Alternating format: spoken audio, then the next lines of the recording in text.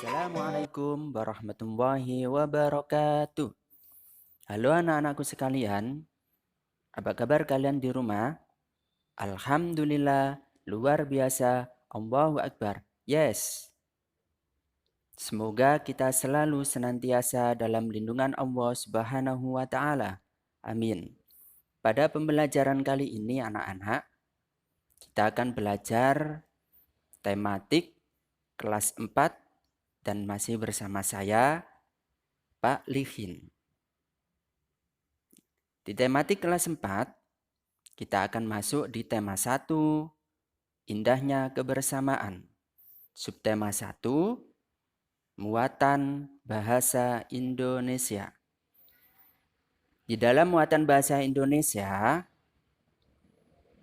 kita akan belajar membahas tentang gagasan pokok dalam sebuah paragraf. Namun sebelum itu anak-anak, apakah kalian pernah membaca sebuah bacaan atau cerita? Ya, pasti pernah. Dan apakah kalian mengetahui mengenai bacaan tersebut? Ya, pasti mengetahui. Dan apakah kalian tahu di setiap bacaan atau cerita biasanya terdiri atas beberapa paragraf. Dan di setiap paragraf memiliki gagasan pokok yang didukung oleh gagasan pendukung. Jadi di setiap paragraf itu ada gagasan pokok dan ada gagasan pendukung. Kalau ada gagasan pokok, pasti di situ ada gagasan pendukung. Nah, sebelum kita masuk pembelajaran atau pokok bahasan gagasan pokok, kita harus mengetahui dulu apa itu paragraf, anak-anak.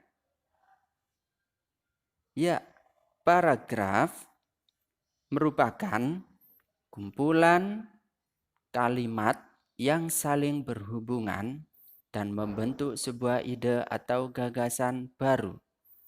Nah, bagaimana cara kita untuk mengetahuinya? Apakah itu paragraf? Apakah itu bukan? Nah, untuk mengetahuinya,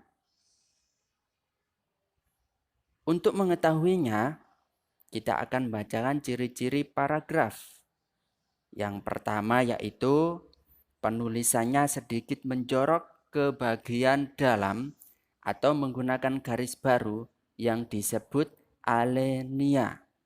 Yang kedua, paragraf biasanya digunakan sebagai pikiran utama dalam sebuah paragraf. Nah, itu adalah cara untuk mengetahui ciri-ciri paragraf. Nah, masih di paragraf anak-anak, apakah paragraf itu ada jenisnya? Ada. Jenis paragraf ada 4.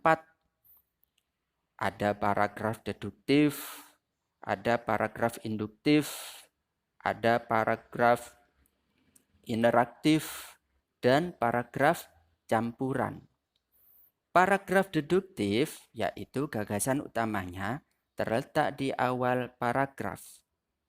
Gagasan utamanya terletak di awal paragraf. Paragraf induktif, gagasan utamanya terletak di akhir paragraf. Paragraf interaktif di tengah paragraf. Dan paragraf campuran, gagasan utamanya terletak di awal atau di akhir paragraf. Nah, kita akan belajar bagaimana cara kita untuk mengetahui yang mana yang paragraf.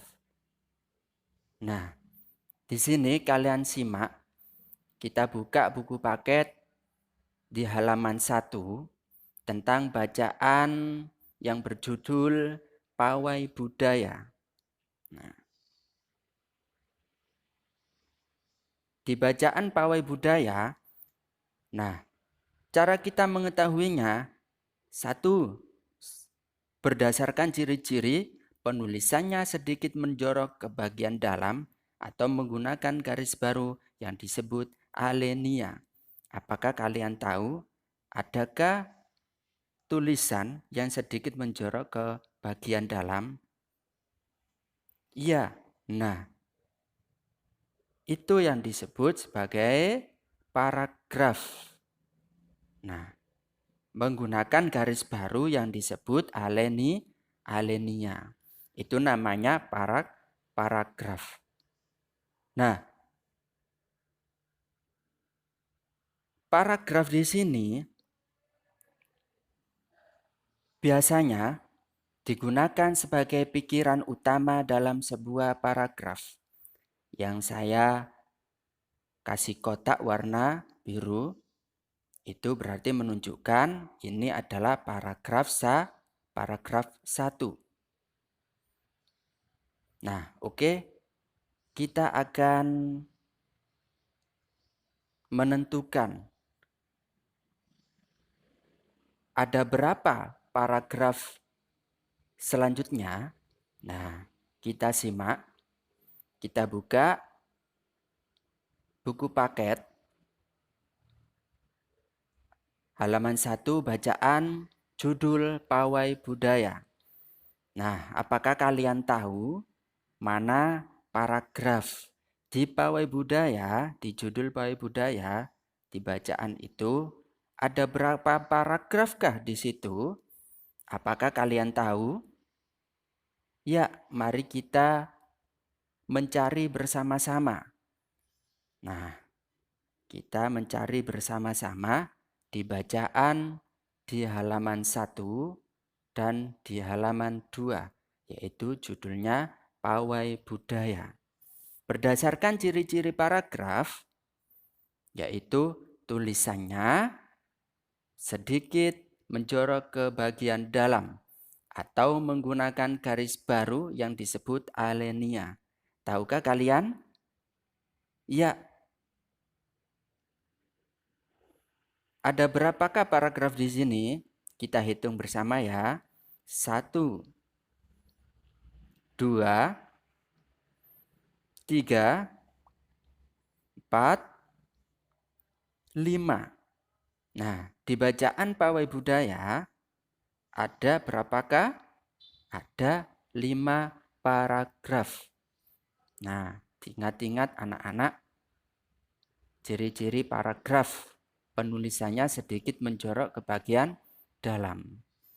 Nah, dari sini apakah kalian sudah paham mengenai tentang paragraf? Alhamdulillahirabbil alamin. Baik, setelah paragraf kita akan membahas di pokok bahasan, yaitu gagasan pokok. Apa sih gagasan pokok itu? Gagasan pokok yaitu ide utama yang dibahas dalam suatu bacaan, baik kalimat inti atau pokok paragraf. Gagasan pokok disebut juga dengan gagasan utama, ide pokok atau pokok pikiran. Cara mengetahuinya bagaimana? Nah, biasanya terletak di awal atau tengah atau akhir dalam suatu paragraf. Jadi, gagasan pokok cara mencarinya itu adalah terletak di awal atau tengah atau akhir dalam paragraf. Nah, gagasan pokok memiliki atau didukung dengan gagasan pendukung. Nah, gagasan pendukung, apa itu gagasan pendukung?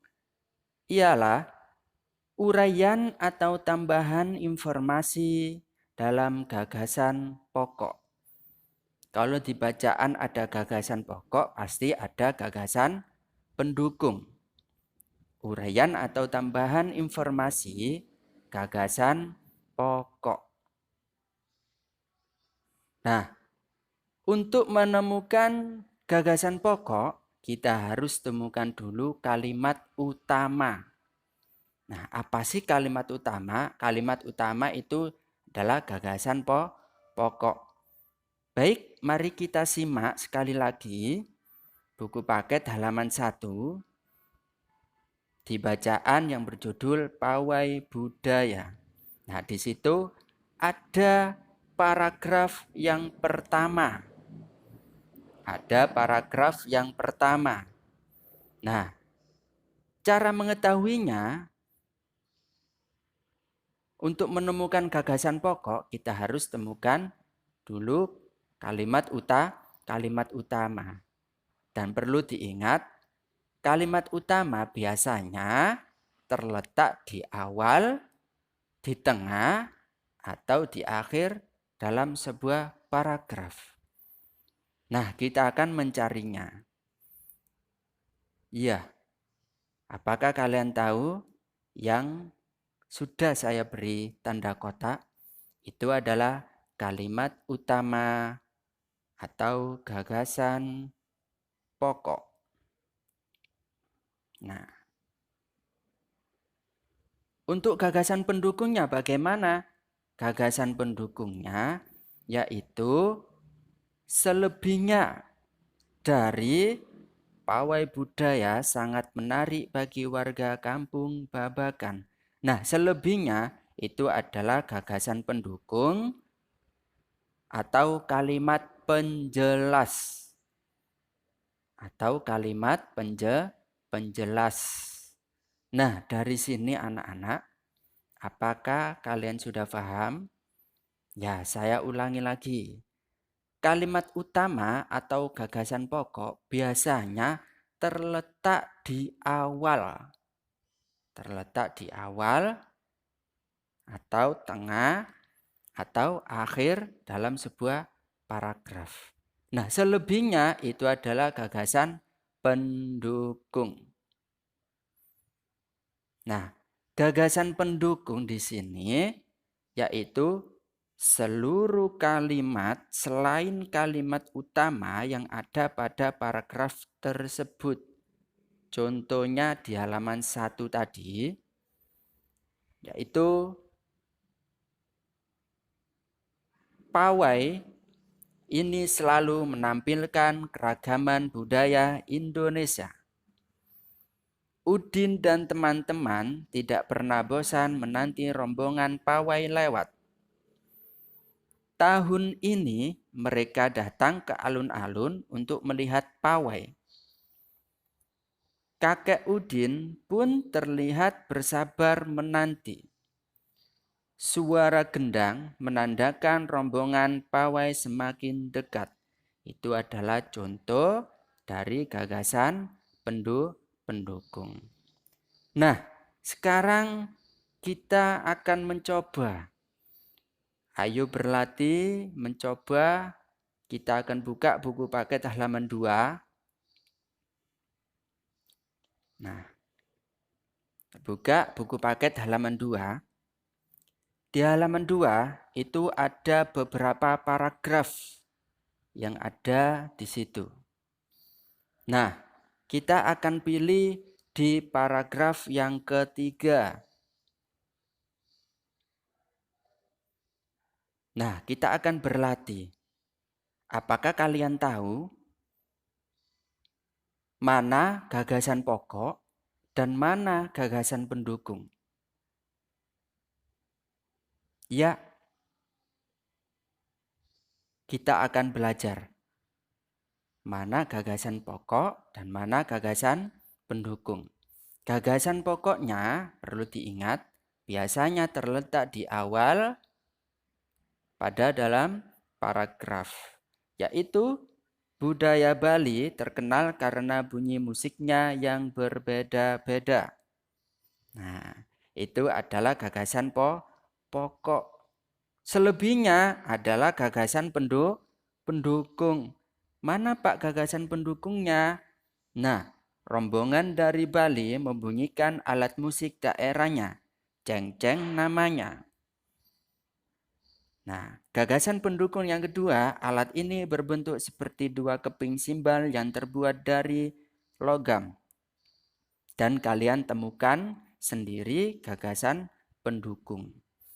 Dan perlu diingat anak-anak, gagasan pokok kalau sudah ketemu berarti selebihnya adalah gagasan pendukung.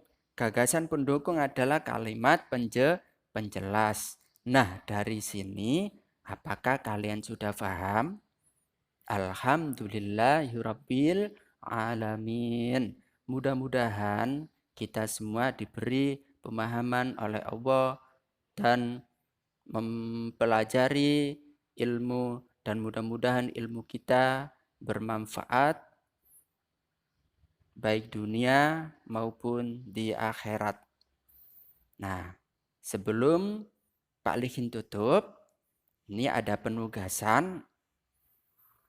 Carilah gagasan pokok pada paragraf keempat dan kelima di halaman 2. Bu paket halaman 2, kalian cari gagasan pokok dan gagasan pendukung pada paragraf keempat dan kelima. Seperti biasanya anak-anak ditulis di buku tulis ataupun ditulis di buku paket.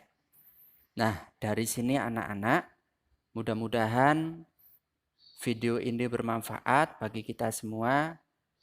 Dan saya ucapkan terima kasih kepada kalian semua yang telah menonton video ini. Dan jangan lupa subscribe, share, like, and comment. Terima kasih dari saya. Saya akhiri. Wassalamualaikum warahmatullahi wabarakatuh.